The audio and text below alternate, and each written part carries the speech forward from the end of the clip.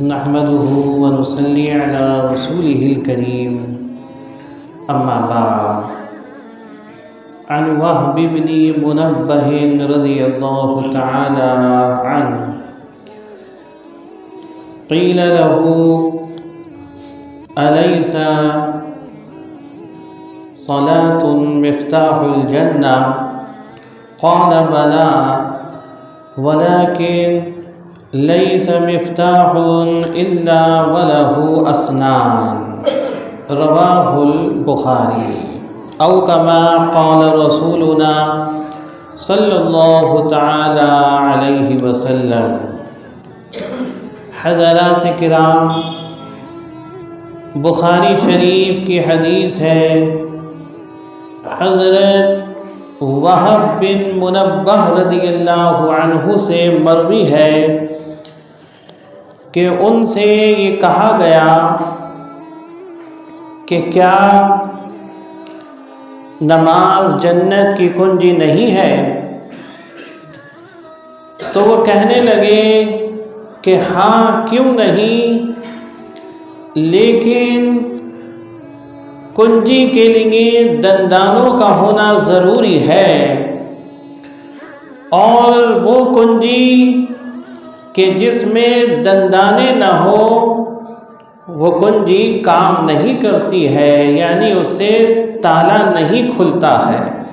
یہ بخاری شریف کی حدیث ہے. یہ حدیث اس موقع کے اوپر حضرت منبہ رضی اللہ عنہ نے، وہب بن منبہ رضی اللہ عنہ نے بیان فرمائی کہ ایک مجلس میں وہ بڑی شد و مت کے ساتھ عمل کی ترغیب دلا رہے تھے، یعنی صحابہ کو عمل کے بارے میں بتا رہے تھے کہ عمل ضروری ہے، عمل سے ہی آخرت بنتی ہے، جنت بھی بنتی ہے، آخرت سنورتی ہے. تو ایک صحابی رضی اللہ عنہ نے یہ حدیث کہ نماز جنت کی کنجی ہے حضرت منبہ رضی اللہ عنہ کے سامنے بیان کی. اس پر حضرت منبہ رضی اللہ عنہ نے یہ ارشاد فرمایا کہ ہاں، اللہ کے رسول نے حق فرمایا ہے کہ نماز جنت کی کنجی ہے، لیکن آپ نے مزید یہ ارشاد فرمایا کہ کنجی اس وقت ہی کارآمد ہے اور اسی وقت کنجی کام کرتی ہے کہ جب اس میں دندانے ہوں. اگر کنجی کے اندر دندانے نہیں ہیں تو اس سے بھی تالا نہیں کھل سکتا. یہ اشاروں کی باتیں ہیں. جس طریقے سے حضور نے یہ ارشاد فرمایا کہ ایک تشبیہ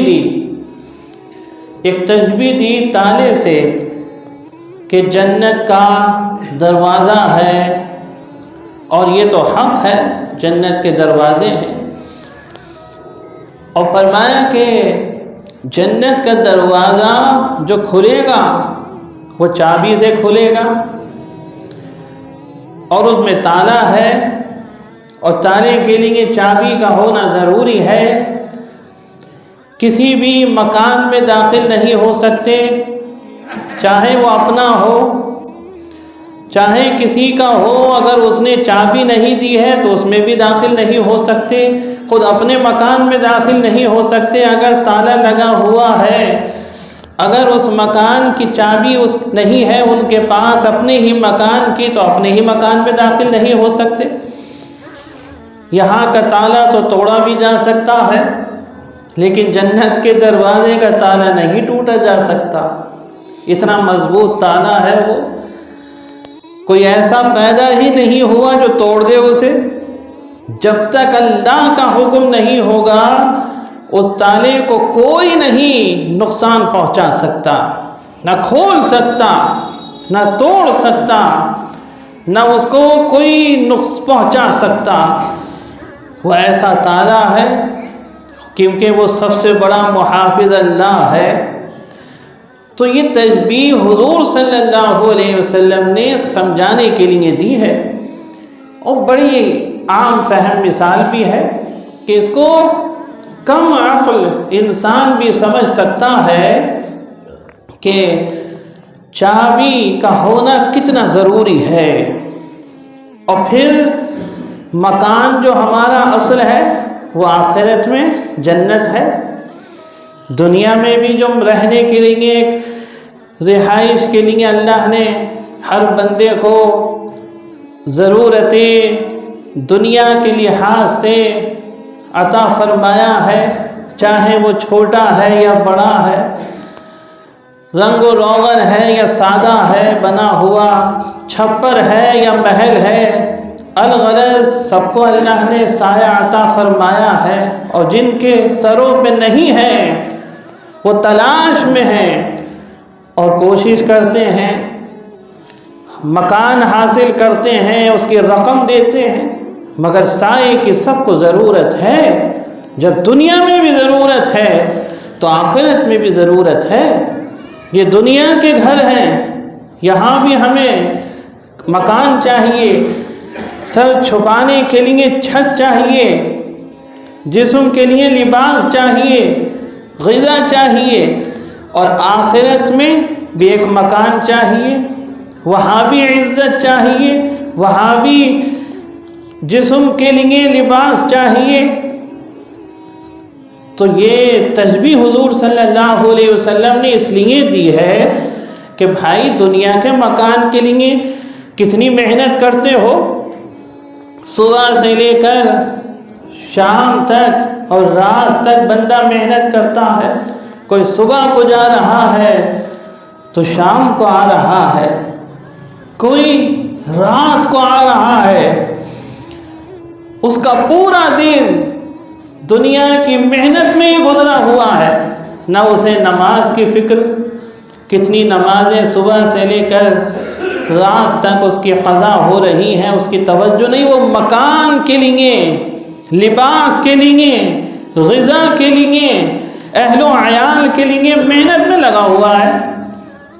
ارے بھائی اس مکان کی تو فکر ہے، لیکن ہمارے مذہب اسلام نے ایک اصل جو مکان ہے، جو واقعی میں اصل مکان ہے، یہ تو عارضی ہے، چھوڑ کے جانا ہے۔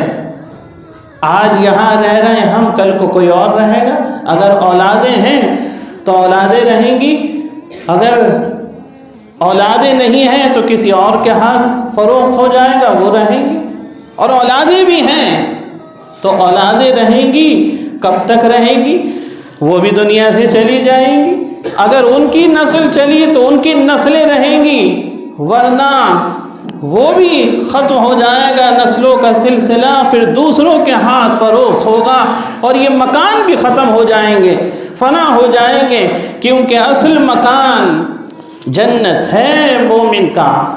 تو ہم اس عارضی مکان کے لیے صبح سے لے کر رات تک محنت میں لگے ہوئے ہیں، اور قیمتی قیمتی نمازیں چھوڑ رہے ہیں کہ ایک نماز کا بھی بدل نہیں ہو سکتا۔ اگر کوئی یہ کہے کہ تم نے ایک نماز چھوڑ دی ہے، اس کا بدل یہ ہے میں تمہیں دیتا ہوں، تمہاری نماز کا بدل ہو جائے گا، یا تم مجھے یہ دے دو، تم مجھے اتنا سرمایہ دے دو، تم مجھے اتنا سونا دے دو، اتنی دولت دے دو، اتنا سرمایہ، تمہاری ایک نماز کا بدل ہو جائے گا۔ تو نہیں ہو سکتا، نہیں ہو سکتا۔ ایک ایک نماز بڑی قیمتی ہے، ایک ایک روزہ بڑا قیمتی ہے۔ حدیث شریف میں آتا ہے کہ نفلی ساری زندگی روزے رکھتا رہے، اور رمضان کا ایک روزہ ساری زندگی کے نفلی روزوں کی برابری نہیں کر سکتا، نفلی روزے برابری نہیں کر سکتے۔ اتنی اہمیت ہے ایک فرض نماز کی۔ یہ بات بہت عام فہم ہے کہ فرض نفل کے برابر ہو سکتے ہیں، نہیں ہو سکتے۔ فرض نماز فرض ہے، نفل کا درجہ بعد میں ہے، فرض کا درجہ پہلے ہے۔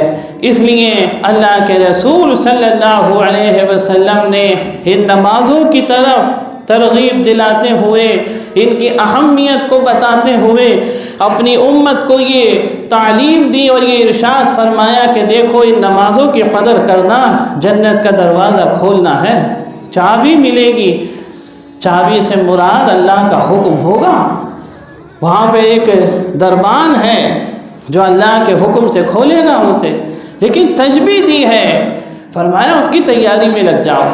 تو ہم عارضی مکانات کی تیاریوں میں پوری زندگی گزار رہے ہیں، صبح سے لے کر رات تک کا وقت گزار دیتے ہیں، لیکن کبھی سوچا ہے بیٹھ کر کہ جو اصل ہمارا مکان ہے، ہم نے 24 گھنٹے میں یا جب سے ہماری آنکھ کھلی ہے صبح سے اور آنکھ بند ہونے تک ہم نے اس مکان کے لیے کتنا وقت دیا، یعنی کتنی نمازیں پڑھی درمیان میں، کتنا ہم نے اللہ سے توبہ کری، کتنا استغفار کیا، ہم نے کتنا دل سے اللہ کا ذکر کیا، بیٹھ کر کم از کم ایک تسبیح ہی ہم نے پڑھ لی ہوتی، تسبیح بھی نہیں پڑھی، کتنا ہم اگر غور کریں گے تو آنکھ کھلنے سے لے کر آنکھ بند ہونے تک ایک مرتبہ بھی ہماری زبان سے صرف اللہ کے لیے اس کا نام نہیں ادا ہوا ہوگا، صرف اللہ کی رضا کے لیے ایک مرتبہ بھی ہماری زبان سے اس کا نام، اس کا ذکر نہیں ادا ہوا ہوگا، کوئی نماز ہم نے ایسی نہیں پڑھی ہوگی کہ صرف اللہ کی ہی یاد ہو، محبت ہو۔ تو نمازیں بھی ہیں وہ بھی ٹوٹی پھوٹی ہیں، کم از کم انہی کو ہم باقی رکھنے کی کوشش کریں، ضائع نہ کریں، قضا نہ ہونے دیں، ان نمازوں کی فکر کریں، جبھی جنت کا دروازہ کھلے گا۔ اللہ تبارک و تعالی ہر مومن کو اس کا اہل بنائے کہ وہ اپنے اصل مکان کی، اپنی آخرت کی تیاری کرے، اس کی فکر کرے اور وہاں کے لیے پورا کوشش میں رہے اور پورا انتظام کرے، اب وہاں کا ذخیرہ جمع کرے، جس طریقے سے یہاں کی فکر ہے اس سے کہیں گنا زیادہ وہاں کی فکر ہمیں اللہ عطا فرمائے، ہر مومن کو عطا فرمائے اور آخرت سب کی بہتر فرمائے۔ آمین وآخر دعوانا الحمدللہ۔